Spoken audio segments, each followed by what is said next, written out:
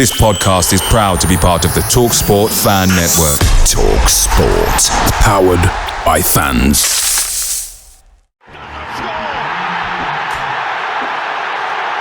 Styles with a save. Trent for the second here. A classic counter-attack, and Gibbs White puts Nottingham Forest 2 ahead.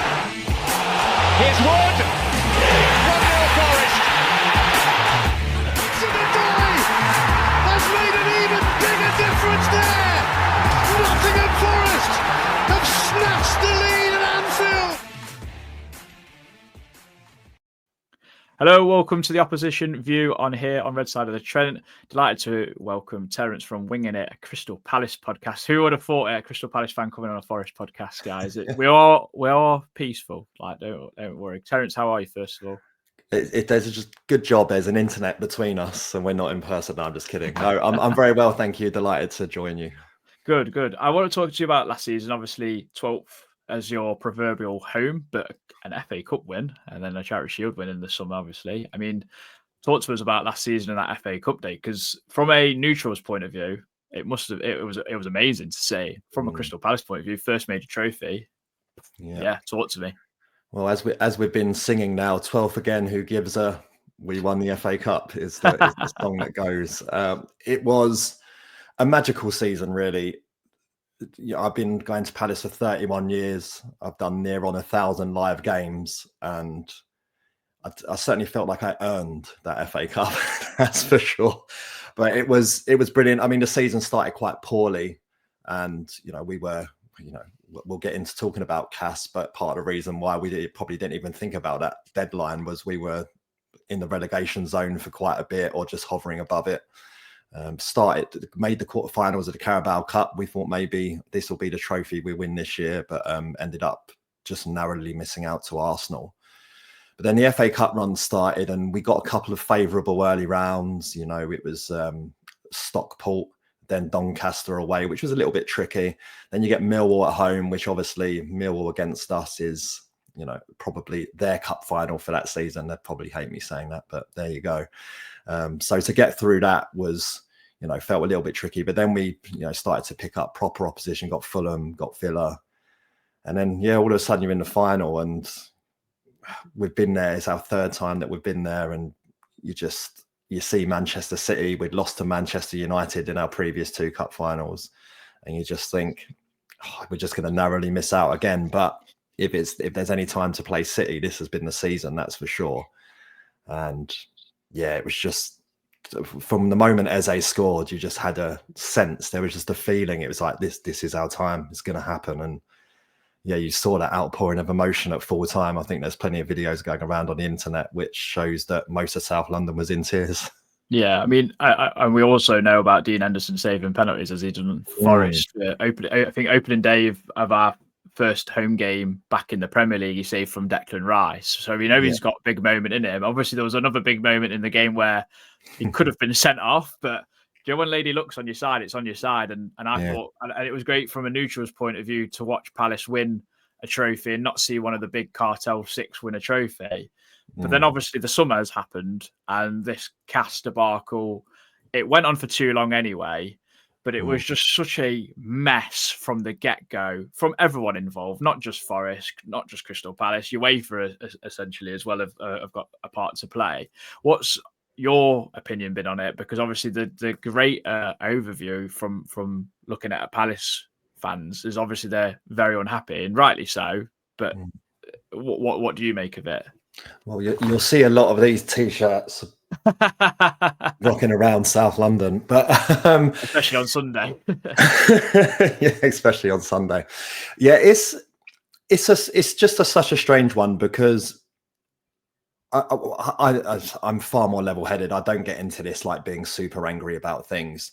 I'm just more, I understand nuance. There's a lot of grey in the world and so on. And I'm just more disappointed really in the way it's all played out, because it just feels counterintuitive to what the rule is trying to achieve. And because of this arbitrary 1st of March deadline that they've made up and brought forward from last year, and it will probably go back, because the whole point of it was to save time, yet there we were in August a couple of days before we're about to kick off football for the first game of the season, and it's still not resolved. So it just feels so counterintuitive. Like, the point of the rule is so two teams from the same multi-club ownership don't play in the same competition. Every Palace fan, Steve Parrish said it enough. We didn't consider ourselves to be in a multi-club ownership anyway. But even if we were, by the time the tournament kicks off, John Textor's no longer at Palace and he's no longer at Lyon. So it just feels like a bit, it doesn't feel right. It doesn't feel in the spirit of the rule.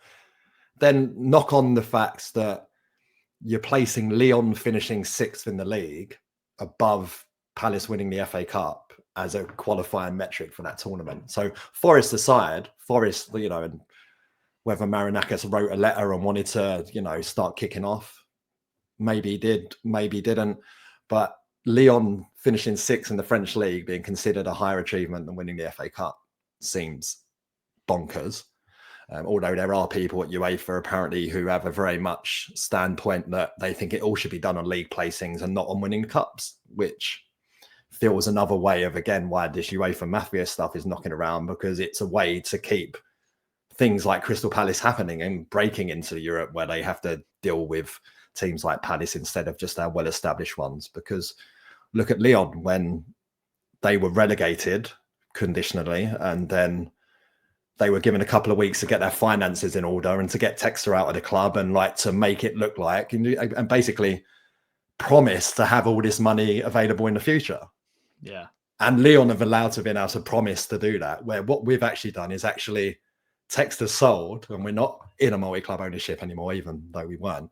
And that's where we are. And that's, what fascinates me about multi-club ownerships is, I'll ask the question of you, if that's all right, is to be like, you are in a multi-club ownership, and say they do away with blind trust, which is farcical in itself. Farcical rule to say that, let's pretend we don't own a club. That's just stupid in itself. But if they get rid of blind trust and they say at the beginning of a season, every multi-club ownership has to rank their teams, and if you qualify for the same tournament, that team goes in ahead of that team. So say Champions League, Europa League, and he goes Olympiacos 1, Nottingham Forest 2. How do you feel about Marinakis at that point? Well, you're quite right. You've probably put me in a bit of a corner there, because I'm going to back us and say, well, what are you doing? Where I get it, Olympiacos qualify for that Champions League every season because Greece is a 2 or 3 team league. Like they're the dominant force in it. They're going to win the league more often than not. They won it 10 years in a trot when he's been owner. So that says a lot. But really, geographically, I think, and worldwide, Forest are a bigger club than Olympiacos. It's just, we've won 2 Champions Leagues, and you can't take it away from that. Whether you won that when we won that in the 70s, or if you won that in 2020, in the 2020s, it does not matter. You can't take it away. It just makes you a bigger club automatically. So I would argue that Forest are a bigger club. It generates Marinakis way more money being a Premier League club. Then also adding on Europe makes you a bigger club. It's the biggest league in the world, isn't it? So I'd be naffed off. So you're rightly so, Terence. I'd be in a corner. I'd be fighting my corner. Okay, Marinakis, you're an idiot. But that is not a. I don't know if that will ever happen or not. I think clubs should be able to play in the same tournaments. I'm pretty sure Girona and Man City played in the same tournament. I'm pretty sure they both played in the Champions League. So there's obviously a way around it. I don't understand it. I mean, the letter thing is interesting because I don't know whether I got told it was sent after Palace had started to get investigated into it. And even so, I don't think a letter from Nottingham Forest would have made UEFA not look the other way, if you know what I mean. I don't know about that. I mean, where do you give Parrish? Where do you put Parrish in all this? Obviously, because he's came out about an email and all that, and that's made him look a little bit silly, made the club look a bit silly, in my opinion. But it's put fans against each other, which has been a debacle online, hasn't it? Yeah.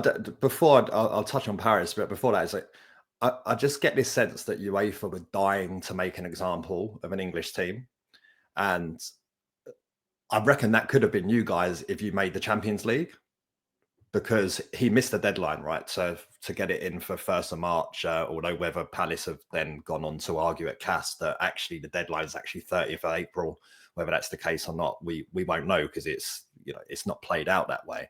But I think they were just dying to make an example of an English club, and they had good opportunities this year to do it.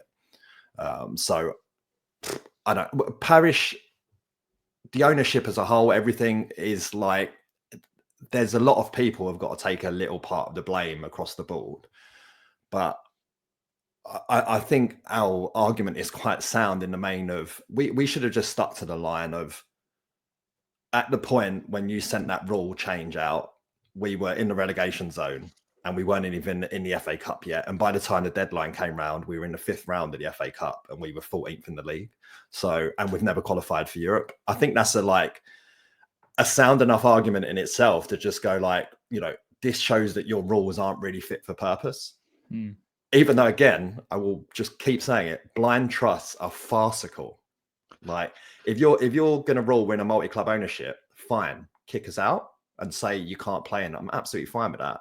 But this whole like blind trust is just, let's pretend we don't own it. It's just farcical, because as everyone always points out, Marinakis was on the pitch on the last game of the season when his shares at Forest were in a blind trust. So what if I run on the pitch, I would be thrown out. But so of course he's making the decisions. Of course it's I don't know, like, why they've created this loophole.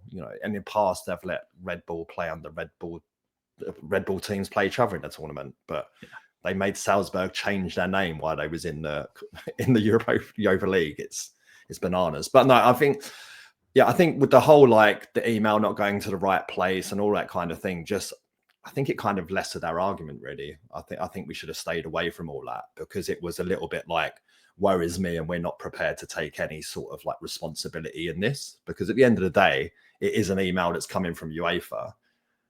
Info at CPFC is used for other things, apparently. So whatever, don't start going down the line of, well, anyone who's part of this UEFA club gets it to name the emails. Like, just don't go down that route. I don't think it was needed. And then that's basically what's then created, as you say, all of the beef online, effectively, because that's made Forest fans who probably don't even feel that way deep down going, rules are rules, because that's like, as we've seen this weekend, rules are rules until they're not, or until they are, given Eze's free kick at Chelsea. But we'll talk about the football in a moment, actually, finally, right away from the politics. Just one last question on it. If this whole letter doesn't get sent and then the whole thing played out even as it did, do Palace fans have this bad hatred or bad vibe towards Forest, or is it kind of that we're just caught in the crossfire as such? Yeah, I don't even think the letter needs to be sent, in the sense that it still plays out the same, I'd imagine, because they just go, well, Forest are down, unless UEFA would have, without the noise, would have just brushed it all under the carpet and made a different ruling. But like I say, I do think there's something in that, with Forest missing the deadline, they were probably told in no uncertain terms, this is a conflict here and it could be a problem if you qualify for the Champions League. It went away, and my feeling is that Marinakis' letter has come from the standpoint that he's gone, hang on a second, this is what you said to me, so I hope you apply the same logic here. And look, Marinakis is, I wonder if he's a bit like Neil Warnock. You love him when he's your manager and everybody else hates him, because I took one dive into his Wikipedia, and he comes across as a bully that always gets away with it. All those court cases that, he's got off on technicalities and all of that kind of stuff. He's just a man who's used to getting what he wants, and he's got enough financial clout behind him to throw lawyers at it, and that's how it feels. But to be honest, if I don't ever have to hear his name again, I'll be happy with that. Or I think you'll be hearing MCO or Cats. I think on Sunday there's going to be plenty of it from both sets of supporters, unfortunately. But that will I guess that makes the atmosphere. It will stir it up. It'll make it a better game. But we must talk about football. And this podcast is probably going to go longer than I actually anticipated. But your game against Chelsea, obviously. I mean, I saw the goal. I didn't watch the game or anything, so you'll have to tell me about it. But obviously, 0-0 at Stamford Bridge is pretty good, but you should have left with a 1-0 victory in all my thoughts when I seen the goal. I mean, where have they made this rule up, by the way? Because I'm pretty sure I've seen that about 1 million times in the last 3 or 4 seasons. The internet's undefeated in finding things very quickly, and within minutes, there was videos of a Reece James free kick that was scored in the same goal last season, where 2 Chelsea players are standing in the opposition wall. It's a weird one. Like, as it's the first time they've applied the rule in 6 years, it does. People have been joking around calling us little known rule FC now, because we just keep getting slapped by these rules that come out the woodwork only in relation to us. But no, it's a shoulder to shoulder. He's shoulder to shoulder with Casico. They're having a little bit of rough and tumble, and Casado's not in the wall, which is what makes it really weird. So Gay's nowhere near the wall when they start having all of this shoulder barge, and Gay's not trying to join the wall. And it's just because he's so much stronger than Casico, he's just ended up pushing them aside. And also Gay ends up behind the wall, which is also just added extra levels of complexity to it. So it just, in real time, it felt very bizarre. When you watched it back, and various different stills at points, second, like half a second before Eze kicks the ball, Gay's way over a meter away. But then because he barges Casico more than he thought, he ends up stumbling across. It's just a really, really bizarre one. If there were Chelsea players and Chelsea fans running around going, ref, like this is, nobody knew. It just goes. And the crazy thing about it is that Eze had a free kick disallowed on the opening day of last season as well, which is, just a mad synergy thing, and that one was, he caught the keeper out of the near post from quite far out from a crossing position. But the ref, when the ball was in the air, blew the whistle because there was some tussling inside the box. He's like, yeah, but the ball's over there, like 20 yards away from where this tussling's going on. So whatever's happening over here has got absolutely nothing to do with the ball going over there. And they admitted after that was a mistake. But with this one, they seem adamant that it's a rule. So I look forward to it getting enforced several times this season. Yeah. Other than that, did Palace play well? Was it a good game? Yeah, so we were. I think we were really good in the first half. Chelsea came out all guns blazing a bit in the second half and missed a couple of really good chances. So all in all, I think a draw was probably a fair result. Since about probably November last year, we're really good. Our starting 11 is incredible, and we've got a little bit of depth. If we can add a couple more players, and well, it all depends on what's happening with Gay and Eze, but we're really, really good. Everyone understands the system. Everyone's playing for each other. The manager's very tactically astute in games, understands how to move things around and tweak things when it's happening. But, we've shown it. I think now we're 10 games unbeaten, and we've played Arsenal away, Chelsea away, Spurs away, Manchester City, Liverpool. We can go toe-to-toe with anyone, and we're incredibly difficult to break down. Got a great defence, and we've got X factors up front that can put the ball in the back of the net. As Mateta and Wood are just scoring goals for fun in the last year and a half, which has kind of blown everyone away, really. Yeah, bring back the old-fashioned number 9. Exactly. I mean, what's your thoughts on Eze and Guehi? Because obviously Guehi might leave on a free if he doesn't get sold now. That's how it looks like it's going to go. And Eze looks like it could go Tottenham. I mean, if you lose them two and don't replace them well enough with the money you could get well over 100 million. I mean, are you a little bit worried that you might not finish 12th, Terence? Sorry to. No. We will be finishing above 12th this season, unless something catastrophic happens in the transfer window, like Gay and Eze leave on the last day and we don't replace them, and Glasner walks out. That's the scenario. If it's not, we are finishing well above 12th this season. I think everything shows that from November. I think we've lost 6 games or something since November, and that includes FA Cup as well, where we didn't lose. Because we won it. still hasn't quite sunk in properly yet. And so no, I don't. We've got replacements lined up. Gay, I think we need, if we can sell him and we can get 35 million for him, I think we should do it. We'll have to spend all that money plus more to get his replacement, which is Diamonde from Sporting Lisbon. There's no secret in that. That's exactly who we want. But Sporting are very much standing firm over the price that they want, which is circa 60 million euros, which is obviously going to break our transfer record for a player in. But it's who Glasner wants, and they're prepared to back Glasner. But we're never going to put ourselves in PSR trouble. Parish has been adamant about that at all times. So we're not going to go and absolutely break the bank in that sense. We need players out for players in. So Gay makes total sense to go. But we're in this kind of weird scenario where Glasner's also in the last year of his contract. And you're in that scenario where Glasner doesn't really care, because if he's going to leave at the end of the season, he doesn't care that Glasner's out, Gay's out of contract at the end of the season. It doesn't matter to him. He's like, what I want is a pushing world-class centre-back, is which what I have and what I believe I will have if we sign Diamonde. So I don't care. Keep me Gay or get me Diamonde. With Eze, I think it's inevitable that he's going to go. I think they're just scrapping it out over a few extra million here and there, and the structure of the deal at the moment. And I think he's going to go. And again, we've got the replacements lined up. We want El Canouse from Leicester, and we want Christian Tzolis from Club Brugge. Yeah. And I've watched lots of him, really impressed with him, really convoluted. But my wife's best friend's husband is a Fortuna Düsseldorf fan, and he spent a season on loan there. So I watched him quite a few times and saw him in the flesh. And he's excellent. He made the step up moving to Belgium from the second tier of German football. He's done really, really well there. Yeah, really impressed with him. So happy for him to come in. He's a player that wants to take on the responsibility of winning games. So impressed with him. And then, yeah, El Canouse looked really good last season in flashes, a bit more raw, I think. But we trust Glasner. He's turned Will Hughes into like a world-class centre midfielder. So that's a world the man's a magician. I mean, if Will Hughes is world class, I mean, that's an absolute. I'm spitting feathers because he's played for Derby, obviously. What's Adam Wharton?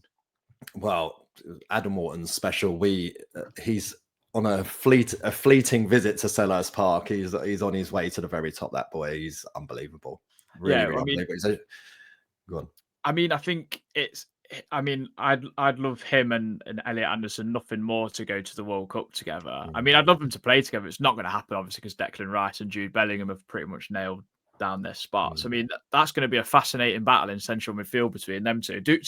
Two different players, but two players who like to dictate and get on the ball, and I'm really looking forward to it. But I'm expecting a hostile atmosphere, I guess, on Sunday at Selhurst. I mean, it's probably like, I'm not going to say it's a bigger game than yourselves v Brighton, but it must be second now because of everything that's gone off.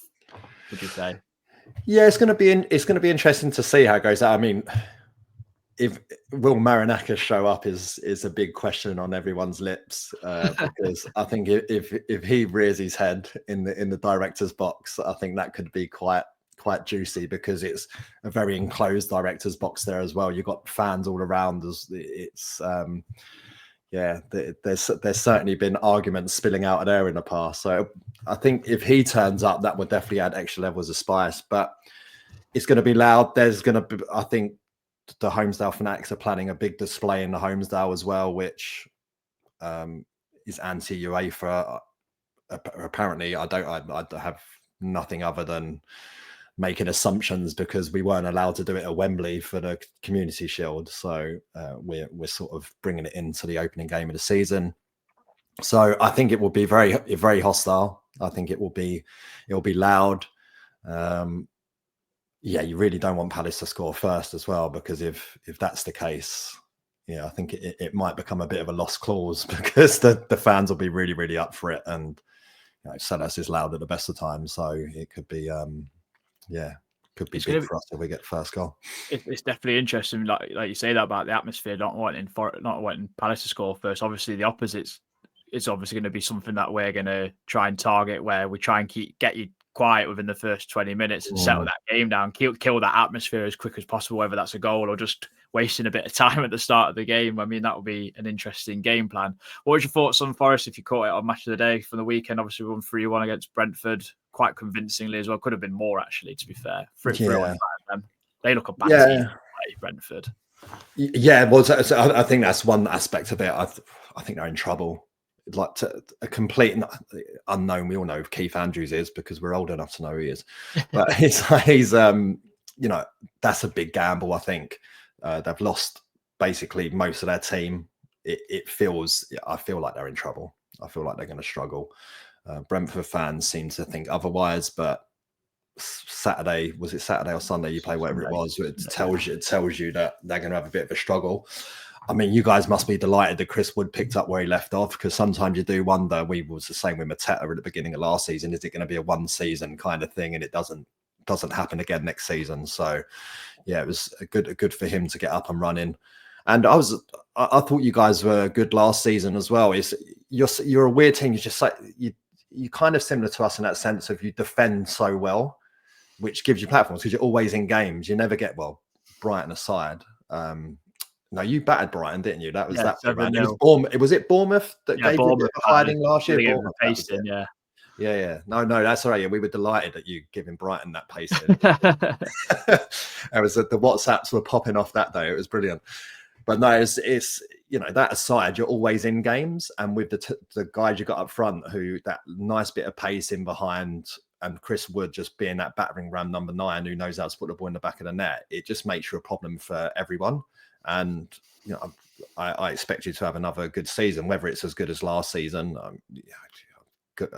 Absolute guy for you guys. You know the biggest irony and joke of it all is that 1-1 at Selhurst, if we would just let you win that game, you would have qualified for the Champions League and we wouldn't be in this mess.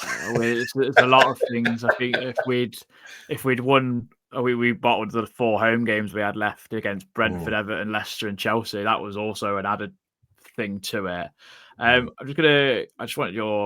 put your line up here actually from the Chelsea. Do you expect this to be unchanged for Sunday?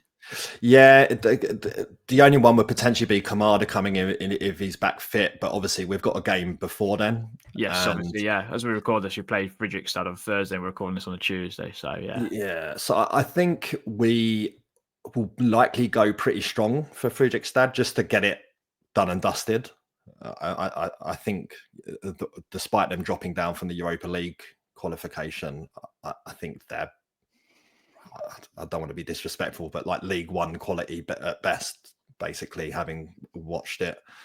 So it depends if we pick up any injuries between now and then. But yeah, this is our starting 11 with Hughes interchangeable with Kamada and Jefferson Lerma. So that will be it, unless Eze goes, which could potentially happen, and Gay could go. So yeah. If that's the case, those could change. But yeah, that's basically the team that won the FA Cup. Yeah, 10 of the 11. Yeah. No, tough getting tough lineup. Obviously, we've got reinforcements now, so that'll be quite handy to have one. If it's a Teshi sort of game or we're chasing it, maybe I don't know. Hopefully, we're not chasing it, obviously, because last season we were awful at chasing football matches. What's your score prediction going to be, Terence? It's I think it's going to be really tight. Like it kind of always is between us. It's going to be, I think it's going to be 1-1, 0-0 or 0-1, 1-0. It's going to be somewhere in and around that. So I'll have to go 1-0 Palace just because otherwise I won't look at myself in the mirror right after. But in my realistic sense, I think it's going to be really, really tight. So cue the 4-3 thriller. Yeah. I mean, you do know Anthony Taylor's refereeing. I feel like they're trying to unite the fan bases by putting him as referee, so we can all hammer him for 90 minutes. Oh, mate, referees. Fredrikstad on Thursday. Greek referees. I think they've done that for a bit of irony.